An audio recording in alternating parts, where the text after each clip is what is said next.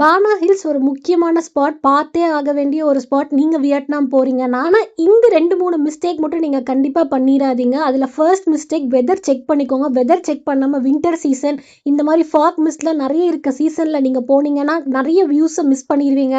அந்த ஃபாக்ல ஒண்ணுமே தெரியாது. எங்களுக்குமே அப்படிதான் ஆச்சு. செகண்டு, ஒரு ப்ரைவேட் ட்ரான்ஸ்ஃபர் எடுத்துக்கோங்க. இல்லைனா நீங்கள் நிறைய ஸ்பாட்ஸை மிஸ் பண்ண வேண்டியதாக இருக்கும்.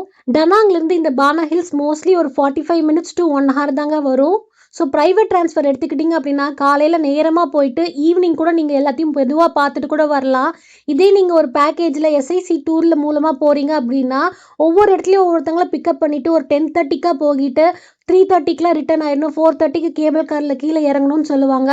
ஸோ நீங்கள் டக்குன்னு ஹரிபரியாக பார்க்குற மாதிரி இருக்கும். இல்லைனா நீங்கள் பேக்கேஜ் கஸ்டமைசேஷன் பண்ணும் போதே எங்களுக்கு பானா ஹில்ஸ்க்கு ப்ரைவேட் ட்ரான்ஸ்ஃபர் தான் வேணும், காலையில் நேரமாக போயிட்டு எல்லாமே பார்த்ததுக்கப்புறம் ரிட்டர்ன் வர மாதிரி நீங்கள் பேசிக்கணும்.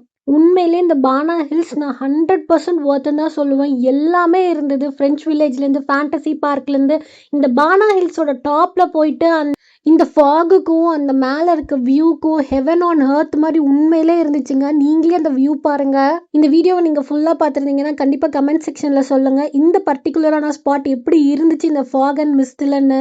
இந்த பானா ஹில்ஸோட டாப்பில் போக போக என்ன இருக்கும்னா நிறைய டெம்பிள்ஸ் மாதிரி இருந்துச்சு. அப்புறம் அந்த ஆர்டிஃபிஷியல் ஸ்மோக்லாம் அந்த தண்ணியில் வந்தது எப்படி வந்ததுன்னே தெரியல. ஒரு மலைக்கு மேலே போக போக போக அதோட வியூஸ் எல்லாமே பார்த்தோன்னா ரொம்ப டிஃப்ரெண்ட்டான சீனரிஸோட க்ரியேட்டிவாக பண்ணியிருந்தாங்க.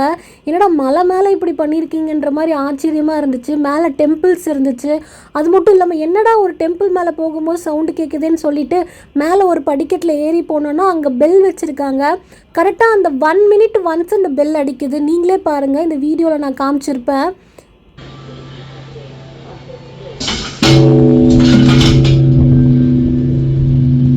நிறைய பேர் இந்த மழை சீசன்னால இதை நிறைய பேர் மிஸ் பண்ணிட்டாங்க. அங்கே பானா ஹில்ஸில் கீழே அந்த சன்வேல் கிட்ட இருந்த கூட்டத்தோட மேலே ரொம்ப கம்மி தான். ஹார்ட்லி ஒரு 10 members தான் இருந்திருப்பாங்க. நீங்களே பாருங்கள், மலையில் எல்லாம் ரெயின் கோட் போட்டுட்டு இது பார்க்கணுங்காட்டியே வந்தாங்க. கண்டிப்பாக நீங்கள் அதை மிஸ் பண்ணிடாதீங்க. நான் சொன்ன அந்த ஆர்டிஃபிஷியல் ஸ்மோக்குன்னு நினைக்கிறேன், இதெல்லாம் செட் பண்ணியிருக்காங்களான்னு என்னன்னு தெரியல. அந்த வாட்டர் ஃபால்ஸில் இந்த ஃபாக் வந்துச்சு. பானா ஹில்ஸ் பிளான் பண்ணும்போது கண்டிப்பாக இந்தியன் பஃபட் லஞ்ச் இன்க்ளூட் பண்ணிக்கோங்க. ஏன்னா நீங்கள் நடந்து ரொம்ப டயர்ட் ஆவீங்க, பசி இருக்கும். அது மட்டும் இல்லாமல் நீங்கள் பானா ஹில்ஸ் போகும்போது ஒரு வவுச்சர் மாதிரி கொடுப்பாங்க. அதில் 2 beers இல்லைனா 1 ஃபுட்டு ஃப்ரீன்னு நினைக்கிறேன். ஆனால் எங்களுக்கு மிஸ் பண்ணிட்டோம் அந்த டைமிங்க்கு. 12:30 to 2:30 நினைக்கிறேன். ஸோ மிஸ் பண்ணிடாமல் லஞ்ச் சாப்பிட்டுக்கோங்க. முடிச்சுட்டு ஆல்பைன் கோஸ்டர் வந்துடுங்க. ஆல்பைன் கோஸ்டர்ஸ் மஸ்ட் பானா ஹில்ஸில் மிஸ் பண்ணிடாதீங்க. வேறு லெவலில் இருந்தது. இந்த ரைட் 70 VND, நம்ம ஊர் காசுக்கு 250. உங்கள் ஃப்ரெண்ட்ஸ் அண்ட் ஃபேமிலி யாராவது வியட்நாம் பிளான் பண்ணியிருக்காங்கன்னா அவங்களுக்கு இந்த வீடியோ ஷேர் பண்ணுங்கள். தேங்க்ஸ் ஃபார் வாட்சிங்.